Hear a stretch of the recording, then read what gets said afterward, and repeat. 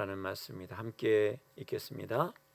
예수께서 이르시되 할 수 있거든이 무슨 말이냐? 믿는 자에게는 능히 하지 못할 일이 없느니라 하시니. 아멘.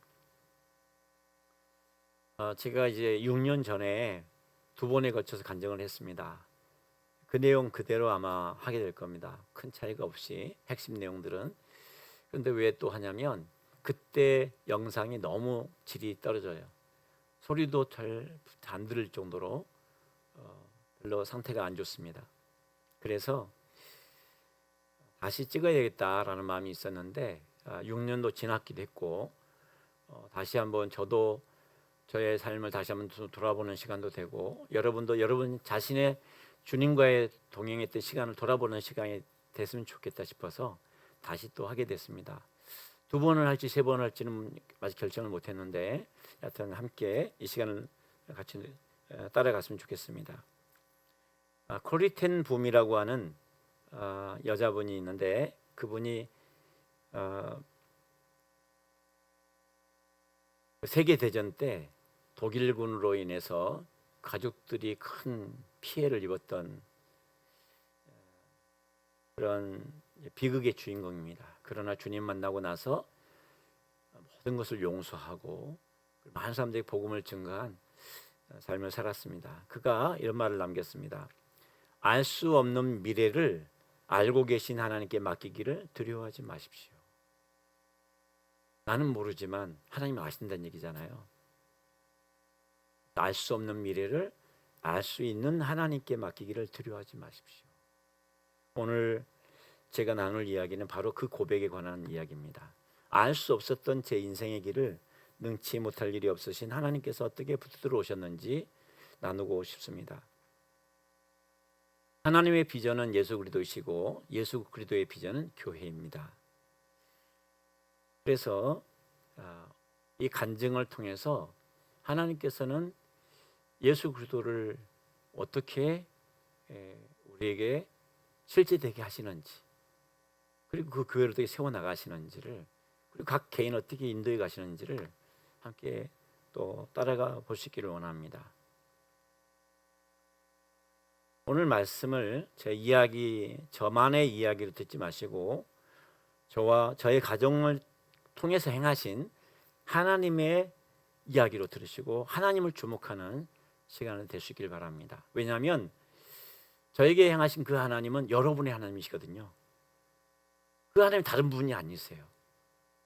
어쩌면 여러분을 저보다 더 사랑하십니다. 그리고 더 세밀하게 여러분을 인도하고 계세요. 오늘 설교 주제는 예수 그리스도를 믿는 자에게는 능치 못할 일이 없다라는 말씀입니다. 그리고 함께 읽은 이 말씀의 본문은 주님께서 제자들과 함께 변화산에서 내려왔을 때 예수님께서 그 귀신 들린 그 아이의 병을 고쳐주는 이야기잖아요. 그 아이는 어릴 때부터 귀신에 잡혀 살았습니다. 깊은 물을 보면 피해야 되는데 뛰어들고, 불이 났으면 피해야 되는데 그 불로 뛰어드는 그런 귀신 들린 아이였습니다. 부모로서는 해보지 않은 것이 없었고 그 부모의 애통함이 어땠을지는 우리가 짐작할 수 있습니다. 함께 읽었던 성경 구절 말씀은 예수님께서 친히 하신 말씀인데 예수님을 알지 못하는 아이의 아버지를 향해서 하신 말씀입니다. 그런데 이 성경 구절이 있는 그대로 저에게 실제되는 일이 있었습니다. 그 이야기를 포함해서 하나님께 저와 저의 가정에 행하셨던 일들을 나누려고 합니다. 저는 나로도 우주센터가 있는 전라남도 고흥군에서 32여 가구가 함께 사는 바닷가 작은 마을에서 태어났습니다. 3남 3녀 중에 넷째였는데 위에 형님이 돌아가시면서 제가 장남이 됐습니다. 어머님은 나름대로 유복한 집안의 첫째로 자라셨지만 아버님은 고아로 태어나셨습니다. 고아로 자라나셨어요. 6.25 이후에 군 하사관으로 군복무를 하셨습니다. 어렸을 때부터 어머니와 형제들은 저 형제들은 아버지의 그 술 폭음 그리고 폭력에 한숨과 불안을 안고 살았습니다. 왜 사는지 어떻게 살아야 되는지 아무것도 모른 채 살았던 것 같아요. 제발 이 지긋지긋한 생활이 빨리 끝났으면 좋겠다. 그런 생각만 했던 것 같아요. 어릴 때 생각해 보면 저희 집안은 뭐 군 부대가 같았어요. 군 생활하는 것 같았어요. 줄 세워놓고 일 시키고, 아버지 배운 게 학교도 안 다니셨고 배운 게 군대에서 배운 게 다니까 그런 식으로 꼭 우리를 무슨 부하 다루듯이 했어요. 엎친 데 겹친다고 제가 중학교 1학년 때 작은 누님이 수술을 받게 됐는데, 오늘날 보면 작은 수술이었어요. 그런데 그 당시는 보험이 안 되는 시대니까 1차 수술하고 회복을 기다렸는데 깨맨 부위가 회복이 안 되니까 2차 수술, 3차 수술까지 이렇게 했어요. 그러면서 겨우 살만해졌는데 그 논 팔고 또 소를 팔고 그런 지경까지 갔어요. 그래도 회복이 안 됐어요. 병원에서 퇴원을 못하고 있었습니다. 무당이 있을 정도로 무속에 찌든 바닷가 마을이었는데 자식을 살리려고 어머님이 가보지 않은 곳이 없고 매달리지 않은 곳이 없는데 다 소용이 없었어요. 무당도 안 되고 병원도 안 되고. 그래서 어머니가 마지막으로 지푸라기를 잡는 심정으로 붙잡은 곳이 교회였습니다. 그 주변 몇 마을에 명시들이 많이 살았어요. 여기는 명시들이 드물잖아요. 그런데 명시들이 참 많은 지역이었어요. 그리고 명시들이 모여서 자주 행사를 했어요. 제사 행사. 그러니까 이제 교회를 다닌다. 그런 이제 왕따가 되죠. 그리고 핍박을 받는 분위기였습니다. 그러니까 우리가 교회에 대해서 어떤 이미지를 갖고 있는 관계없이 교회를 못 다니는 게 당연했어요. 그런데 그 일로 인해서 이제 교회를 다니기 시작했어요. 먼저 이제 도시로 나간 큰 누님이 예수님 믿고 좋으니까 전도를 자꾸 했어요. 그런데 교회를 안 다니다가, 그럼에도 안 다니다가 어머님이 어쩔 수 없이 갔던 그 교회에서 교회를 다니자마자 누님이 나았어요. 신기할 정도로 금세 나았어요. 이것이 제가 처음 목격한 능치 못할 일이 없으신 하나님이었습니다. 이뿐만이 아니었습니다. 어머니가 교회 다니자마자 놀라운 은혜를 체험했어요. 그전에는 한숨으로 사셨어요. 저게 통곡인지 노래인지 모를 소리를 자꾸 하셨어요. 그런데 그때부터 어머님이 입에서 찬양이 떠나질 않았어요. 그러니까 참 좋았습니다. 아버지 외에는 교회를 다 다녔어요. 결국에는 아버지도 예수 믿고 돌아가셨지만 사도행전 16장 31절에 같이 읽어볼까요? 주 예수를 믿어라. 그리하면 너와 내 집이 구원을 받으리라. 이 말씀이 우리 가정에 이루어진 거죠. 이 어머님이 얼마 정도 이렇게 은혜를 크게 받으셨냐면, 교회 다니 얼마 안 됐는데도 교회 다니는 권사님들 와서 기도해달라고, 안수해달라고 할 정도로, 또 실제로 기도하면 병이 낫기도 하고 그런 일이 참 많았어요. 인근에 유명한 무당이 저희 동네에 이제 구슬을 하려고 동네에 왔다가 우연히 어머니와 눈이 마주쳤는데 그 무당이 거품을 물고 쓰러질 정도로 강력하게 임했던 것 같아요. 그렇게 하지 않으면 도저히 우리 가정이 구원받을 수 없을 만큼 강하게 묶여 있었던 것 같아요. 그러니까 하나님께서 강한 은혜를 주셨던 것 같습니다. 어머니 한 사람이 바뀌었을 뿐인데 집안 분위기가 완전히 바뀌었어요. 그때가 중학교 1학년이었는데 뭔가 잘 모르겠지만 예수란 분이 세긴 세구나. 그리고 좋은 분이구나. 왜? 좋아지고 있으니까. 그런 생각이 들었어요. 그래도 종교는 싫었어요. 이상하게 종교가 싫었어요. 어떤 종교를 망라하고 다 신이 있다고 얘기를 하는데 도대체 어떤 신이 진짜인지 알 수가 없는 거예요. 다 자기들이 맞다고 하는데. 그래서 하나 외에는 다 가짜란 얘기잖아요. 다 만들어졌다는 얘기잖아요. 만들어진 종교를 갖고 거기에 내 인생의 시간을 낭비하고 싶지 않다라는 그런 생각이 있었어요. 그리고 이제 이미 시골에서 무속적인 실제 그런 신기한 체험도 많이 했었고 또 다른 종교에도 기적이 있다는 사실은 알고 있었습니다.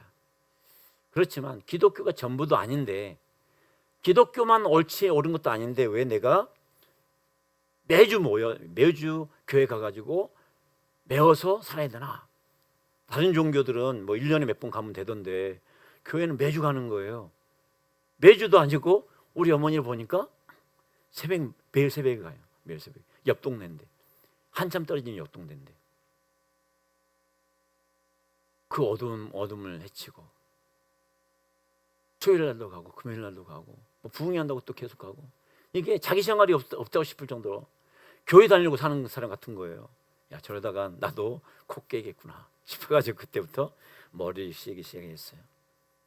그리고 진짜라면 저 설교자가 말하는 것이 사실이라면 성경이 진짜라면 그럼 기독교가 진짜네. 그렇다면 믿어야지. 당연히 그걸 살아요. 이거 진짜니까. 그런데 아니라면 난 절대로 종교에 하나 불과하다면 나는 절대로 그렇게 따르고 싶지 않아. 그런 마음이 컸습니다. 그런데 어느 날 제가 이 말씀을 만났어요. 같이 읽어볼까요? 그가 찔림은 우리 허물 때문이요 그가 상함은 우리의 죄악 때문이라. 그가 징계를 받음으로 우리는 평안을 누리고 우리는 다 양 같아서 그를 통하여 각기 제 길을 갔거늘 여호와께서는 우리 모두의 죄악을 그에게 담당시키셨도다. 이 말씀을 보는데 이 말씀이 갑자기 믿어지는 거예요. 설교 들을 때 600년 전에 선지자를 통해서 메시아가 와서 이렇게 죽게 될 것을 예언하셨다고 들었던 기억이 나거든요. 그런데 이 말씀은 혼자서 딱 있는데 진짜 계심이 나를 만나달라고 믿음을 달라고 기도했는데 이 말씀이 갑자기 딱 믿어졌어요. 그래서 그때부터 아 진짜인가 보다라고 이제 교회를 열심히 다니기 시작했어요. 학생회 활동도 하고 11조도 빠짐없이 내고 주일 성수를 못하면 죽는 줄 알았어요. 처음에는 아버지한테 매를 많이 맞았습니다. 그래도 교회를 다니는 것을 보고 본인은 안 다니셨지만 그냥 모른 채 하셨습니다. 나중에 알고 보니까 맹씨 집안에 민사 한 명도 없는 줄 알았더니 있었더라고요. 근데 아버지와 같이 친한 분이었는데 그분이 아버지 보기에 괜찮은 분이었던 것 같아요. 그래서 이제 교회를 열심히 다녔는데 교회를 다니기 시작함부터 신기하게 좋은 일이 많이 일어났어요. 중학생 때부터 학교 안과 밖에서 신기하게 상을 많이 받았어요. 기대하지 않고 그냥 숙제로 그냥 냈는데 그게 상이 돼서 돌아오는 경우가 되게 많았어요. 고등학교 다닐 때는 반대항 학교 웅변 대회가 있었는데 우리 반에서 웅변 나갈 사람이 정해졌는데 저보고 원고를 써주라는 거예요. 그래서 이제 원고를 써줬어요. 선생님이 말씀하셔야 되고. 근데 써줬는데 그 웅변 원고가처럼 아니라고 그래가지고 탈락을 했어요. 그 친구가 되게 미안했어요. 근데 얼마 후에 갑자기 상이 왔는데 이제 도교육청에서 상이 왔어요. 그것도 교육감 상이 왔는데 알고 봤더니 그 웅변 원고로 냈던 원고를 국어 선생님이 봤어요. 그리고는 그 국어 선생님이 그 원고를 가지고 그 웅변 그 한 친구한테 이거 네가 썼냐? 아닙니다. 저 친구가 썼습니다. 그러니까 제 이름을 걸고 제 이름으로 고쳐가지고 그 원고를 그대로 낸 거예요. 근데 그게 이제 도 교육감이 상이 돼서 저한테 온 거죠. 이런 식으로 신기하게 하나님께서 챙겨주신 일이 참 많이 있었어요. 제가 뭘 잘해서라기보다는 제가 너무 기가 죽어 있으니까 어릴 때 너무 기가 죽어 있었거든요. 땅만 쳐다보고 달 정도로. 그래서 하나님께서 자꾸 이 길을 살려주신 것 같아요. 그리고 하나님 내가 너를 사랑한다를 계속해서 그렇게 말씀을 해주셨던 것 같아요. 지금도 내 뜻대로는 아니지만 세심하게 임마누엘로 함께 하시면서 돌보시고 챙겨주시는 것을 고백하지 않을 수가 없습니다. 저희 가정이 참 그때도 또 어려웠는데 고등학교를 그래서 인문계를 못 가고 실업계를 갔어요. 담양에서 자취를 하면서 고등학교 기계과를 다녔는데 적성과 너무 맞지 않았어요. 그리고 나는 이제 내 인생 끝난 것 같다라는 좌절감이 왔어요. 그래서 제가 낙심에 빠지고 공부도 안 했어요. 거의 뒤에서 놀았어요.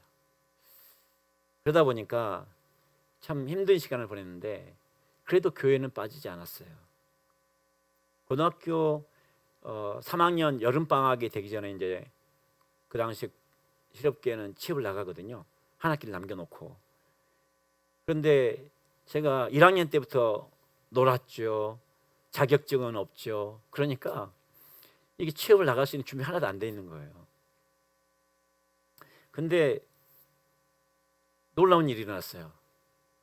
그 당시에 충주에 세한미디어가 있었거든요. 충주에 하나 있고 인천에 하나 있었는데 이 세한미디어가 어떤 회사냐면 지금 이재용 회사 할아버지가 되는 그 이병철 회장 있잖아요.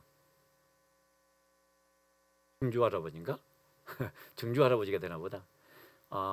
그 증조 할아버지는 이병철 회장의 이제 그 아들, 이제 그렇게 이건희 회장 말고 다른 아들의 그 회사였어요. 그러니까 어쨌든 삼성 계열이잖아요. 직접 계열은 아니지만 거기에서 이제 30명을 데려간다고 하는 이제 그 주문서가 왔는데 요청이 왔는데 제가 딱 턱걸이를 했어요. 성적으로. 근데 어떻게 턱걸이 할 수 있었냐면 원래는 1, 2, 3학년 다 통틀어서 성적을 합산했으면 안 돼요. 불가능했어요. 그런데 제가 이제 계속 놀다가 3학년 1학기 되니까 불안하잖아요. 그래서 2학년 2학기 때부터 2학년 2학기 방학 때부터 막 집중해서 공부를 했어요. 3학년 1학기 성적이 그때만 좋게 나왔어요.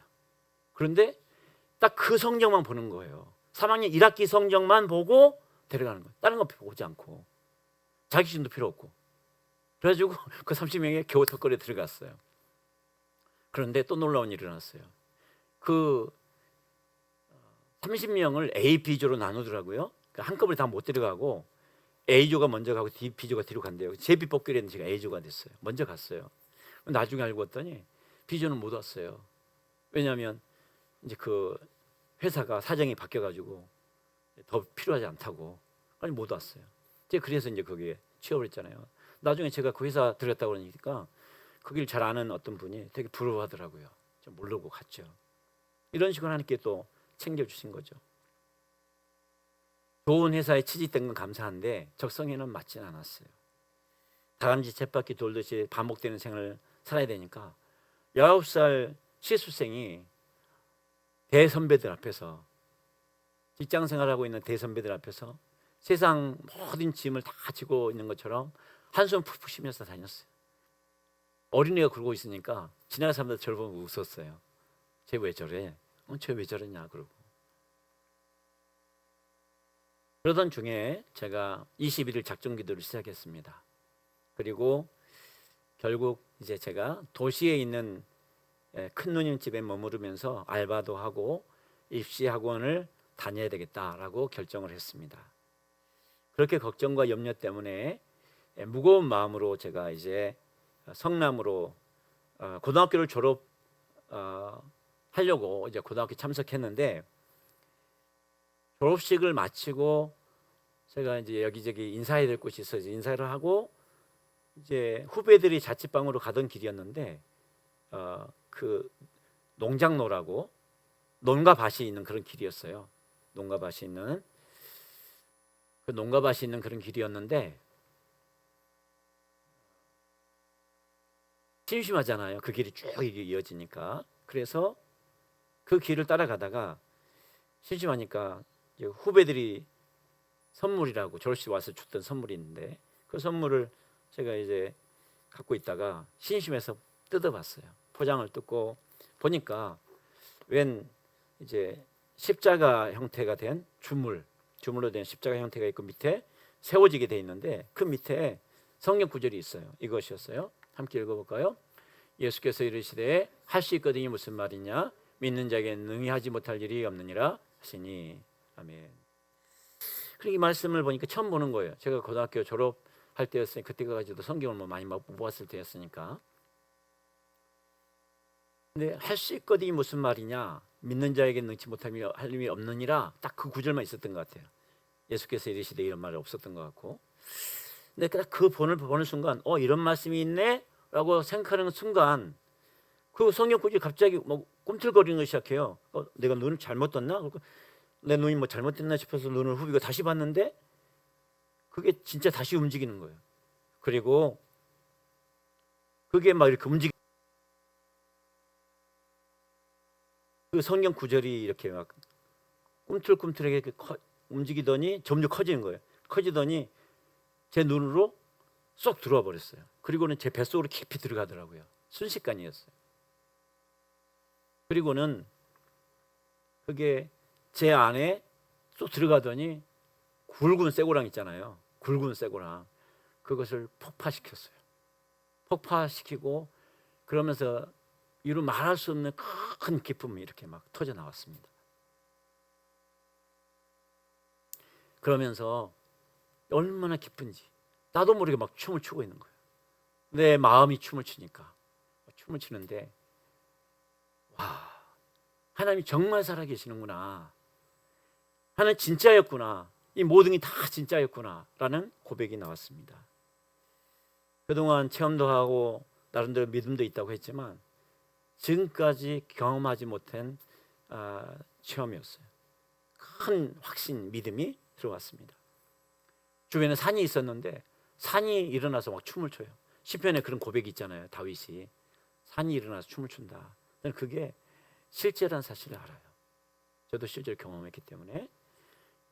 후배들이 머무는 그 자취방에 가는 그 시간 동안 언제 갔는지 모를 정도로 갔고 그 감격이 3, 4개월 정도 갔던 것 같아요. 그 기쁨이. 약속의 말씀 받았으니까 이제 내 인생은 꽃길만 열리겠구나라는 생각을 했어요. 얼마나 좋았는지 몰라요.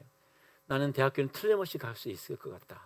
내 앞길은 주님이 분명히 책임지신다라는 마음이 있었어요. 그런데 그해 여름 그해 제가 이제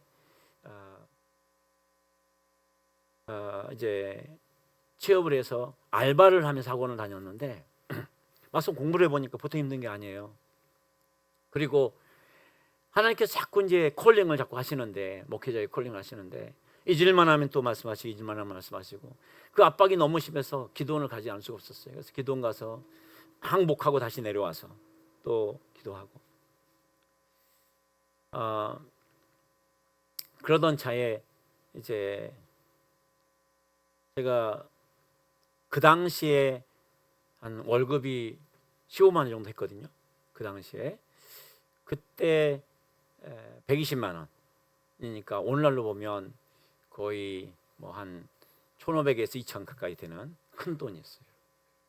그 돈이 전 재산이었는데 그 부모님들 그걸 다 드렸었는데 쓰지 않고 모아두셨더라고요. 그걸 주셨는데 제가 그걸 갖고 있었는데 학사고시라는 게 독학 학사고시라는 게 있어요. 혼자 공부해서 패스하는 검정고시처럼.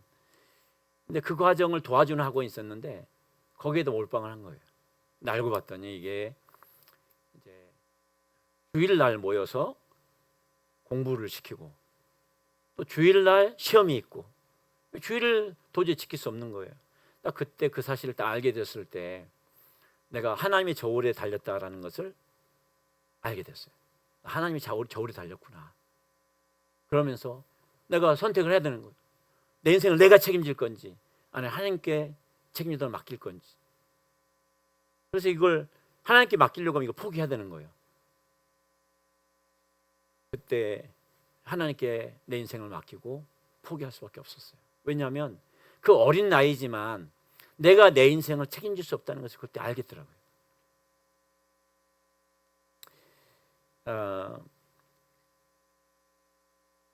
그러고 나서 이제 시험을 보고 또 공부하고 시험 보고 학교 갔는데 시험을 쳤는데 합격이 안 됐다는 거예요. 그리고 이런 시나리오가 이게 계획된 거 아니잖아요. 제가 이거 당시 성남 살았는데 신학교가 군포에 있었어요. 도저히 믿겨지지 않아가지고 전화 확인을 하고서도 믿겨지지 않으니까 학교까지 찾아갔어요. 그리고는 게시판에 직접 확인을 했어요. 거기 봤더니 진짜 제 이름이 없더라고요. 혹시 난 직원이 실수하는 건 줄 알고. 이거 떨어질 리가 없다고. 그렇게 확신이 있었어요.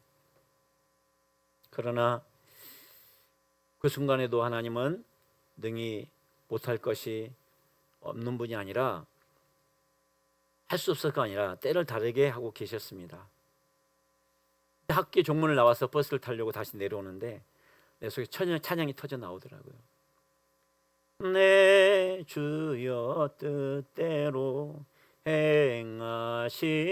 행하시옵소서. 온 몸과 영혼을 다 주께 드리니. 그 찬양을 하면서 내려왔습니다. 약속을 받는 것, 그것과 약속이 이루어지는 것은 너무 다르다는 것을 처음 배웠습니다. 그러나 조급해지고 답답한 것은 어쩔 수 없었어요. 나중에 참다가 시간이 흘러가도 답이 안 보이고 길이 안 보이니까 하루는 제가 다니던 교회 5층 옥상에 올라가 가지고 주변이 차가 많이 다니는 그 교차로였어요. 시끄러웠어요. 소리가 다 위로 올라가니까 거기서 소리를 질러도 주변 사람들이 잘 못 들어요. 거기서 소리 고래고래 지르면서 난 어떡하라고 이렇게 나를 내버려 두십니까? 라고 하는 이제 탄식을 했어요. 소리를 질렀어요. 그때 그러고 나서 제가 말씀을 부르는데 이 말씀을 주셨습니다. 함께 읽겠습니다. 내 하나님 여호와께서 이 40년 동안에 내게 광야 길을 걷게 하신 것을 기억하라. 이는 너를 낮추시며 너를 시험하사 내 마음이 어떠한지 그 명령을 지키는지 지키지 않는지를 알려 하심이라.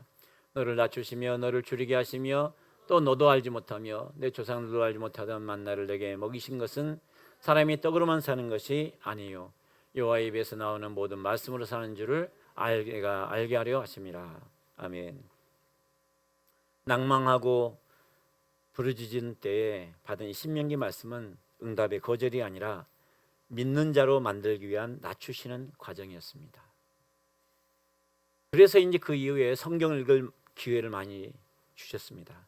제가 군대 입대하기 전까지 성경을 7번을 읽었습니다. 차근차근 정독을 했어요. 씹어먹듯이. 그러다 보니까 성경 어디에 무슨 말씀이 있는지 파악할 정도가 됐습니다. 이 시간이 제 안에 있는 잘못된 집착과 또 야망을 내려놓는 시간이 됐고 하나님의 마음을 알아가는 시간이었어요. 저는 하나님 참 무서웠어요. 왜냐하면 아버지가 너무 무서웠거든요. 하나님도 아버지래요. 되게 무서웠어요.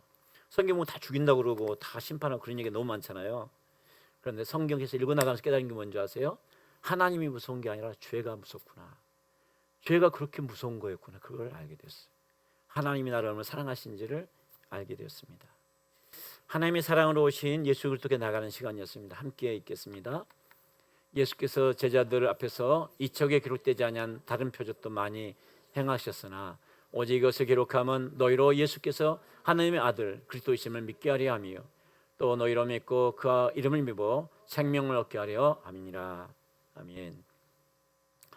능치 못할 일이 없으신 하나님은 침묵조차 낮추시는 은혜의 도구로 사용하셨습니다. 대학보다 제가 군대를 먼저 들어갔는데 23살의 나이에 의정부 훈련소에서 입소했습니다. 그리고 군복을 받고 각자 훈련받을 사단으로 흩어졌습니다. 제가 훈련받은 곳도 이제 대표적인 아주 강한 훈련을 받는다고 유명한 사단이었어요. 그런데 50분 훈련 받고 10분 제가 이제 쉬는 동안 다른 친구는 담배를 피우잖아요. 저는 포켓 성경을 갖고 있다가 성경을 읽었습니다. 얼마나 감사하든지 그곳에서 성경을 읽을 수 있다는 게 얼마나 감사한지 몰라요. 그런데 나중에 알고 보니까 그 많은 훈련병 중에 한 200명 정도 됐던 것 같아요. 그 사람들 중에 대여섯 명이 거기 소속이 아니라고 그러더라고요. 군인들이 꽃보직이라고 부러워하는 보급부대 소속이었습니다. 그런데 왜 우리가 거기서 훈련을 받았냐면 보급부대는 그런 훈련소가 없어요. 그런 훈련소가 없으니까 그런 훈련이 있는 훈련소가 있는 그런 부대에 위탁 교육을 한 겁니다. 제가 이제 그 중에 한 명이라고 하는 얘기를 듣게 된 주변의 친구들이 넌 도대체 우리보다 뭐가 나아서 거기 가냐? 너희 아버지 뭐 하냐? 뭐 이렇게 물어봤어요. 줄이 좋아서 가는 줄 알고. 또 저는 막상 그 훈련 끝나고 저를 데리러 왔던 그 군인들이 저한테 또 물어보더라고요. 너희 아버지 뭐 하시냐? 이렇게 물어보더라고요. 저희 아버지 농사 짓는데요. 제가 아무리 생각해도 제 빽이 없어요. 당시 보직 진짜 그 빽이 있는 사람들이 자기 자식들 고생 안 시키려고 안전한 부대, 훈련도 없고 총기 사고도 별로 없는 그런 안전한 부대에 많이 보내는 그런 부대였어요. 그런데 제가 그곳에서 보급부대 행정병으로 근무를 했는데 생각해 보니까 뛰어다니면서 구르는 그 유격 훈련 같은 훈련은 많지 않았어요. 그렇지만 보급부대는 보급 행정병 외에는 다 보급 창고병이에요. 근데 창고병보다 사실 보급병이 그 창고병보다 행정병이 더 힘들어요. 보급부대는. 근데 제가 행정병이 된 거예요. 그래가지고 중대장 심부름 다 하고 막 밤새고 문서 만들고 그리고 보급부대는 그 행사를 보급부대 행정병이 다 치러요. 얼마나 많은 행사를 치렀는지 몰라요. 고생하면서. 그러면서 내가 좋은 부대 왔다고 내가 하나님 은혜라고 생각했는데 알고 봤더니 하나님이 나를 아주 훈련을 제대로 시키려고 보냈구나. 그렇게 생각을 했었어요. 뭐 근무도 여러 개가 없고요. 뭐 야외 근무, 실외 근무, 주간 근무, 뭐 야간 근무 다 빠지지 못했어요. 또 보급부대는 시험도 많았어요. 이런저런 시험들이 주특기 시험들이 있었는데 거기 또 다 해야 되고 제가 그러고 나서 제대 후에 결혼하고 나서 수학 능력 시험을 봤는데 그때가 28살이었어요. 26살에 결혼을 하고 좀 빨리 했죠. 아시아 연합신학대학 신학교에 그때 입학을 했는데 제가 약속을 받은 지 8년 만에 그 약속이 이루어진 거죠. 그리고 32살에 이제 장로의 신학대학원 과정까지 주님이 이끌어 주셨습니다. 하나님께서는 사람마다 다르게 인도하세요. 그 사람에게 최선으로 인도하십니다. 그러니까 비교할 것은 없어요. 빽이 하나밖에 없었던 사람에게 능치 못할 일이 없으신 하나님이 8년 만에 제 약속을 이루신 겁니다.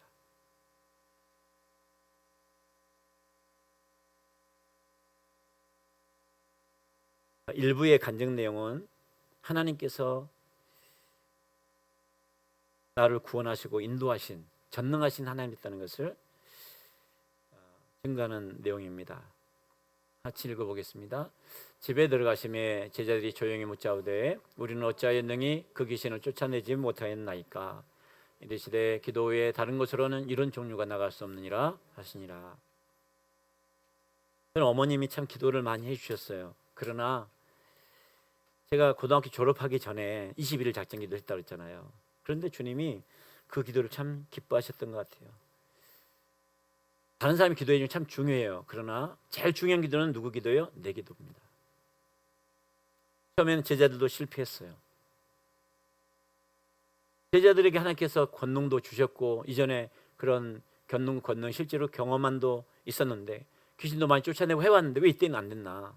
주님께서 그들을 가르쳐 주시려고 하신 거죠. 기도 외에 다른 것으로는 안 된다. 다른 성경에서는 금식과 기도 외에는 라고 표현되어 있어요. 하나님은 전지전능하신 하나님이시고 약속의 하나님이십니다. 성경은 약속의 책입니다. 그 성경을 붙잡고 하나님과 소통하는 것이 기도입니다. 그래서 기도가 능력입니다. 논과 소를 팔아도 안 되던 일이 풀렸고 이성으로 막혔던 마음이 열리고 자존감이 무너진 소년에게 상이 돌아왔습니다. 8년의 기다림 끝에 약속이 이루어졌습니다. 처음부터 끝까지 한 분이 하신 일입니다. 할 수 있거든이 무슨 말이냐? 믿는 자에 능치 못함이 없느니라 라는 이 말씀이 여러분에게 함께 도전이 되었으면 좋겠습니다. 다음 주 2부에서는 하나님의 더 깊은 사랑을 또 간증으로 나누겠습니다. 잠깐 기도하겠습니다.